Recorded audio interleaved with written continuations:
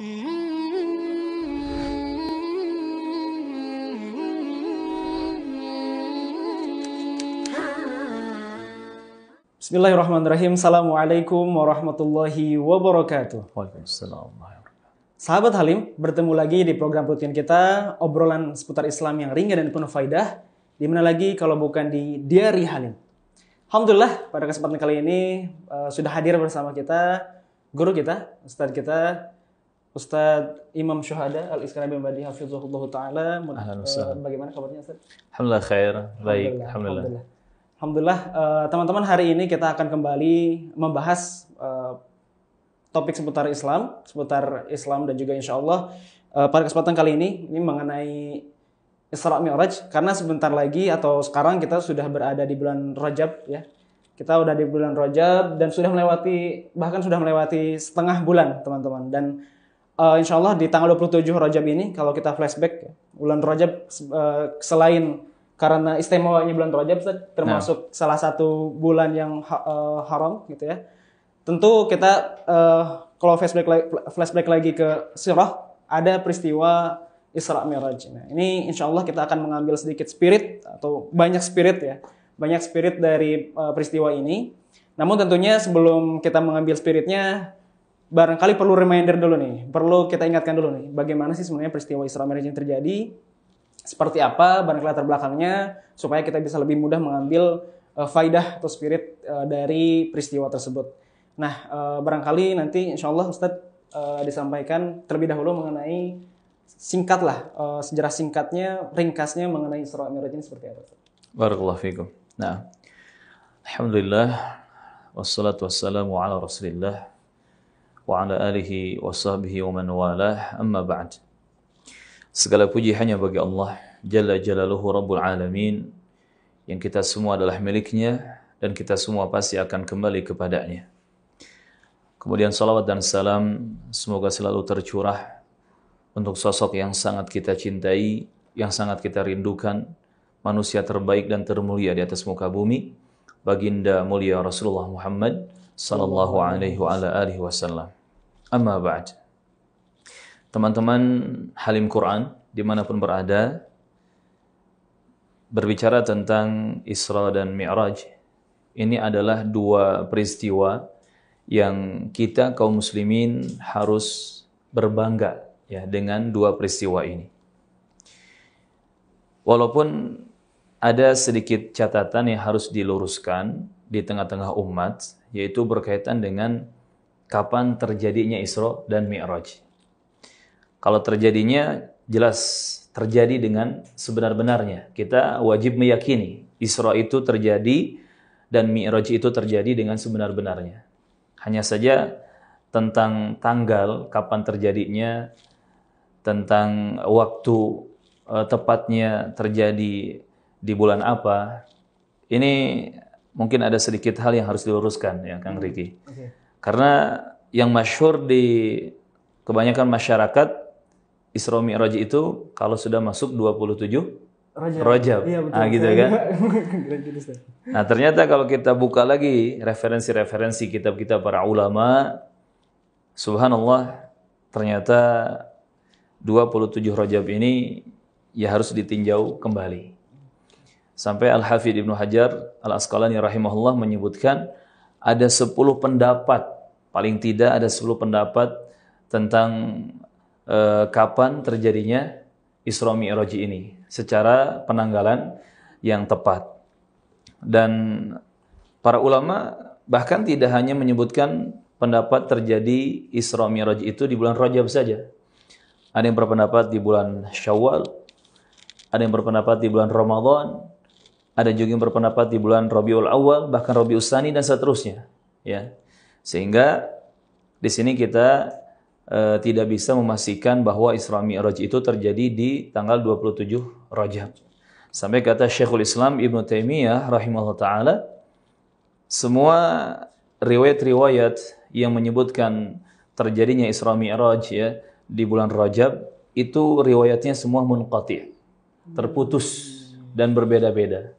Artinya tidak ada dalil yang bisa kita pegang, tidak ada riwayat yang sahih yang bisa kita pegang sebagai referensi bahwa Isra Mi'raj itu terjadi di bulan Rajab, apalagi tanggal 27. Tapi ya itulah, nasi sudah menjadi bubur. Masyarakat sudah mengetahuinya 27 Rajab itulah Isra Mi'raj. Padahal secara dalil yang sahih, yang benar, Allahu a'lam.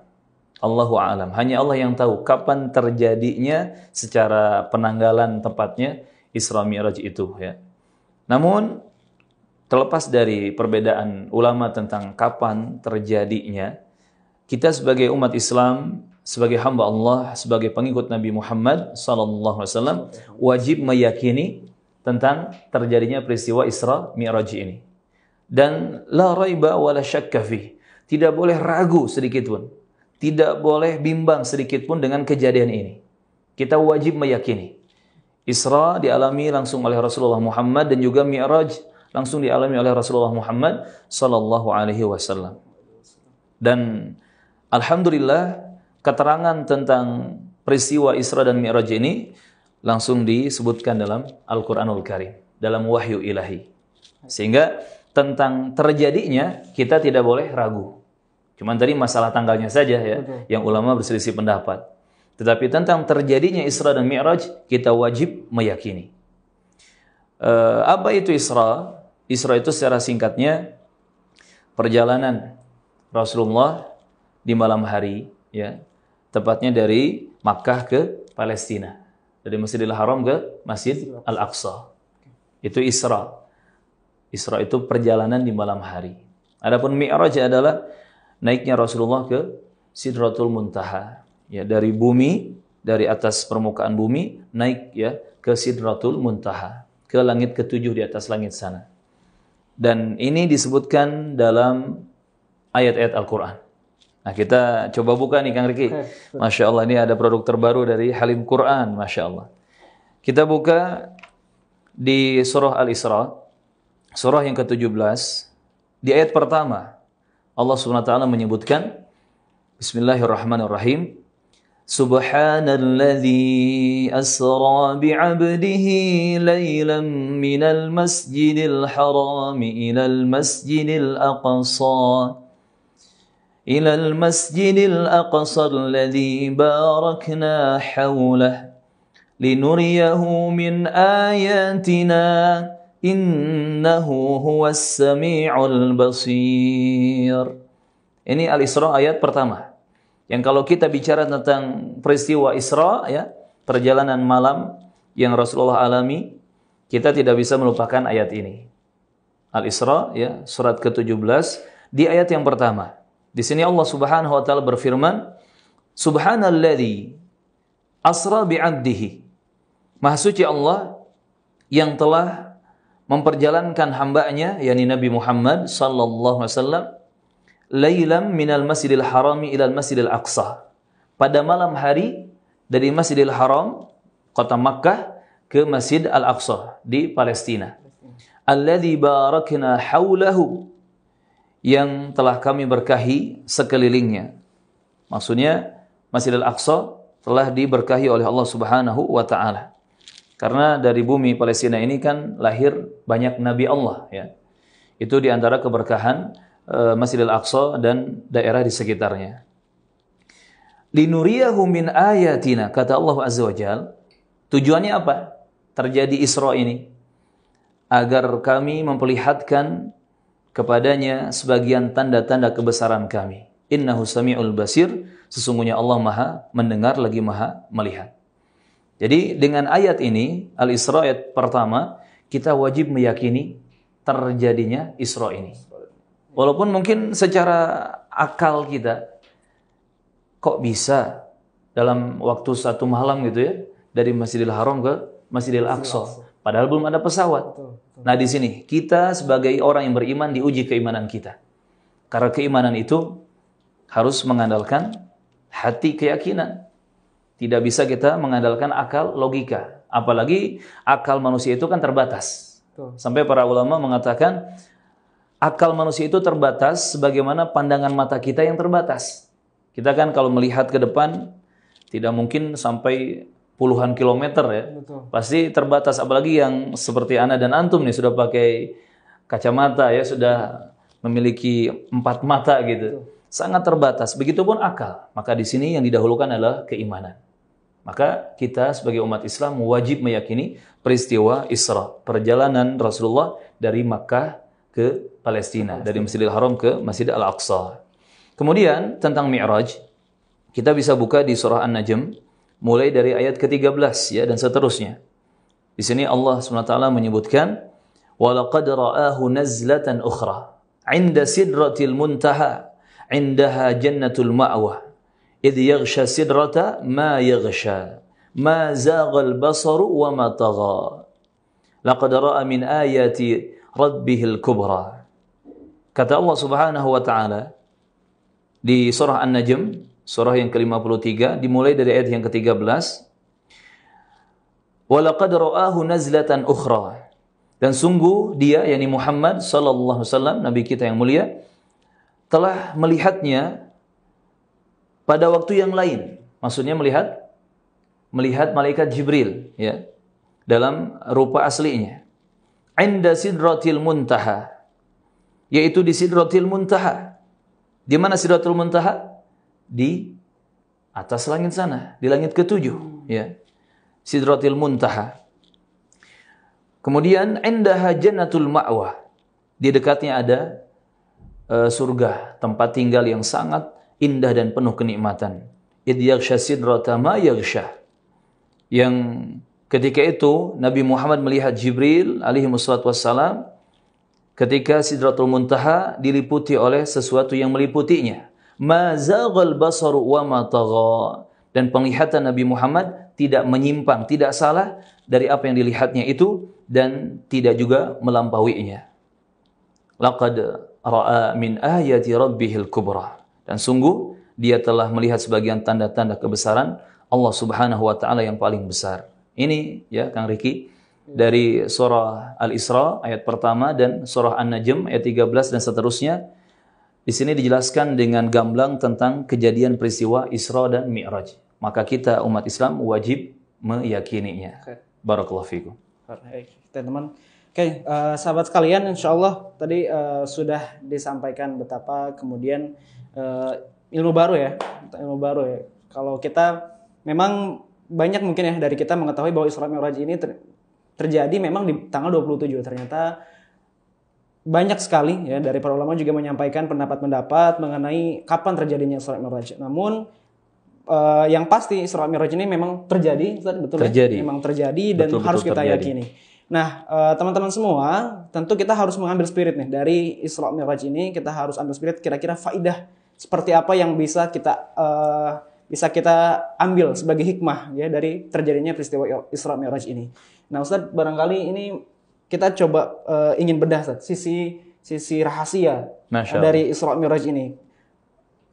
Itu yang kemudian terjadi oleh Rasulullah atau Rasulullah yang mengalami, tapi kita sebagai muslim kira-kira hal apa Ustaz yang bisa jadi pelajaran bagi kita dari peristiwa ini Ustaz? Ya, barakallahu fikum.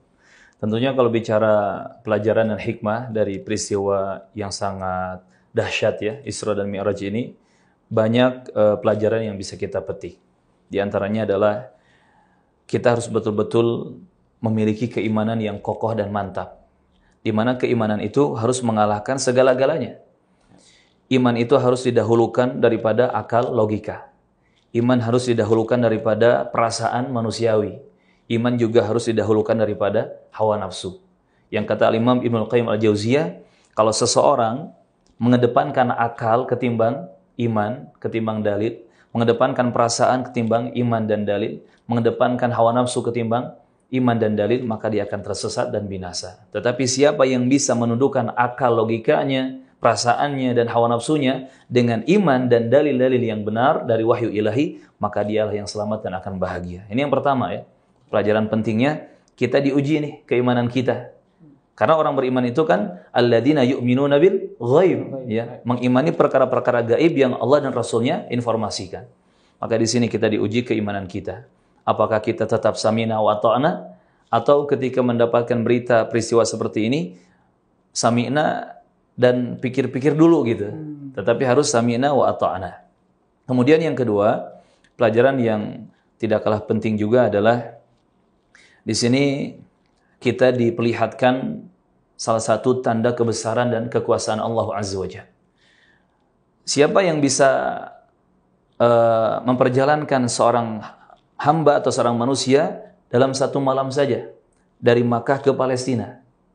Yang kalaupun sekarang ada pesawat terbang, itu kan butuh waktu yang lama tetap berapa jam? Berapa jam loh? Kalau kita dari Jakarta ke Saudi Arabia saja bisa 8 sampai 10 jam gitu. Kalau dari Mekah ke Palestina ya mungkin di atas 5 jam juga ya. Tergantung pesawatnya apa kan gitu. Dan ini terjadi dalam satu malam. Belum lagi terjadinya Mi'raj ya. Naik dari bumi ke Sidratul Muntaha. Langit lapis ke-7 di atas sana. Subhanallah. Kalau pakai pesawat roket mungkin entah berapa tahun, nggak cukup usia seperti itu. Nah di sini kita diperlihatkan kemahabesaran Allah Tabaraka wa Ta'ala. Kita harus makin yakin Allahu Akbar. Allah betul-betul besar dan Allah Qahar, maha perkasa. Dan Allah ala kulli syai'in qadir, atas segala sesuatu maha kuasa dan maha mampu. Oleh karenanya ketika kita semakin meyakini Allah maha besar, Allah maha kuasa, Allah maha perkasa, kita juga harus semakin yakin bahwa kita sebagai manusia, sebagai hamba Allah adalah makhluk yang kecil, makhluk yang kerdil. Maka di sini kita akan dibantu untuk semakin menghambakan diri kepada Allah, semakin kita ini merasa makhluk yang betul-betul kecil dan butuh kepada Allah Azza wa Jalla. Allahus Samad. Kita semua bergantung kepada Allah, kita semua butuh kepada Allah. Kemudian yang tidak kalah penting juga, dan ini sangat menarik, terjadi di peristiwa Mi'raj. Ya, insya Allah mayoritas kaum muslimin sudah tahu bahwa di peristiwa Mi'raj ini terjadi pertemuan Rasulullah dengan beberapa nabi-nabi Allah. Yang kemudian juga di situ terjadi pensyariatan salat wajib 5 waktu. Yang ternyata sejarahnya dalam hadis yang sahih disebutkan, dulu itu awal diwajibkan sholat itu bukan 5 waktu Kang Riki, tetapi 50 waktu sholat. 50 waktu sholat. 50 waktu sholat. Iya, itu yang paling pertama diwajibkan oleh Allah untuk Nabi Muhammad dan umatnya. Namun ketika Rasulullah turun ke beberapa langit di bawah langit ke-7, ditanya oleh sebagian nabi, ya, di antaranya Nabi Musa dan yang lainnya. Ditanyakan apa yang diwajibkan Robmu untuk umatmu. Ternyata sholat wajib 50 waktu. Kata Nabi tersebut, minta keringanan kepada Allah. Kembali lagi kepada Allah. Kenapa? Karena umatmu tidak akan mampu. Yang akhirnya, singkat cerita, diringankan menjadi 5 waktu sholat wajib bagi Nabi Muhammad dan umat Islam. Dan kenyataannya, walaupun 5 waktu ya yang diwajibkan, ternyata tidak sedikit kaum muslimin di zaman sekarang yang masih keteteran kan gitu. Dan ternyata ya di sini betul-betul diuji keimanan kita. Barakallahu fikum.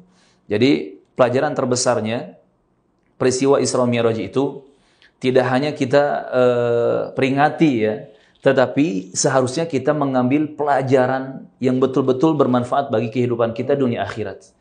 Apa pelajaran terpentingnya? Tadi ya, 3 hal ini, dan yang ketiga juga tidak kalah penting, yakni tentang salat yang harus betul-betul kita jaga. Barakallahu fikum. Apalagi kalau kita melihat di surah Al-Ankabut ayat ke-45, Allah berfirman, "Innas salata tanha 'anil fahsya'i wal munkar."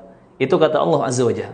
Sesungguhnya salat bisa mencegah dari perbuatan yang keji dan kemungkaran. Ada terkadang sebagian teman yang memberikan syubhat. Ustaz, saya sudah sholat, rajin sholat, tapi kok saya pengen terus melakukan maksiat. Nah itu gimana? Kita jawab, berarti sholat Anda belum sempurna. Sholat Anda harus diperbaiki. Seharusnya kalau udah sholat, kalau sudah sholat, dia bisa menahan diri dan menjauhkan diri dari dosa-dosa dan maksiat, dari pelanggaran syariat. Bagaimana cara memperbaikinya? 2 hal yang harus kita sempurnakan dalam sholat kita. Pertama, masalah niat. Harus betul-betul ikhlas ya niat sholat kita lillahi ta'ala, karena Allah subhanahu wa ta'ala. Jangan ada ambisi-ambisi dan targetan-targetan selain Allah. Apalagi duniawi itu. Jangan sampai ada. Ini yang pertama. Perbaiki niat kita ketika sholat. Harus betul-betul ikhlas lillahi ta'ala, hanya mencari penilaian dan balasan dari Allah tabaraka wa ta'ala. Yang kedua, tata caranya. Terkadang kita sudah ikhlas mungkin, sudah tulus ya niat kita dalam sholat, tapi kita sholatnya sembarangan. Tidak seperti contohan dari Nabi Muhammad sallallahu alaihi wasallam. Padahal Nabi jelas-jelas mengatakan, "Shallu kama ra'aitumuni usalli." Salatlah kalian sebagaimana kalian melihat aku salat. Artinya takbiratul ihram kita, ruku kita, sujud kita, doa-doanya, bacaan-bacaannya sampai salamnya di salat kita itu harus betul-betul mengikuti ajaran Nabi Muhammad sallallahu alaihi wasallam. Nah, kalau dua hal ini sudah dipenuhi, sudah diperbaiki, masalah niat dan masalah tata cara dalam aplikasi salat, insyaallah berlaku tadi Al-Ankabut ayat ke-45. Salat akan mencegah kita dari perbuatan keji dan kemungkaran. Barakallahu fikum. Oke, sahabat sekalian, Masya Allah, menarik tadi ya, mengenai Isra Mi'raj ini gitu ya. Kita jadi merasa disentil nih teman-teman ya, betapa kemudian maha dahsyatnya Allah, betapa kemudian maha besarnya Allah yang bisa membuat sesuatu yang sebetulnya kalau kita lihat kalau pakai akal nggak masuk di akal, tapi betapa kemudian maha besarnya Allah bisa menjadikan hal itu terjadi ya teman-teman. Dan ini jadi pelajaran buat kita nih, kita mungkin yang sering istilahnya sering khawatir dengan rezeki, khawatir dengan masa depan dan lain sebagainya. Allah bisa membuat sesuatu yang demikian luar biasa, yang itu Masya Allah banget gitu ya. Tapi apalagi gitu ya, apalagi kalau misalnya hanya untuk sekedar mengurusi hidup kita gitu ya, mengurusi hidup kita, Masya Allah. Oke sahabat sekalian, itu tadi perbincangan kita dengan guru kita. Insya Allah kita mengambil banyak banget faidah pada hari ini. Dan insya Allah kita juga akan bertemu lagi di episode berikutnya di Diari Halim ini. Jangan lupa teman-teman untuk like dan juga subscribe YouTube Halim Quran. Dan kalau teman-teman punya pertanyaan seputar topik yang kita bahas, ataupun teman-teman punya saran nih, kira-kira topik apa lagi yang untuk kita bahas berikutnya ya, gitu yang akan kita bahas berikutnya, maka silakan teman-teman komen langsung di bawah di kolom komentar. Dan jangan lupa juga untuk follow Instagram @halimquran. Oke, itu saja mungkin teman-teman untuk hari ini. Kita insya Allah bertemu di episode berikutnya. Assalamualaikum warahmatullahi wabarakatuh. Waalaikumsalam warahmatullahi wabarakatuh.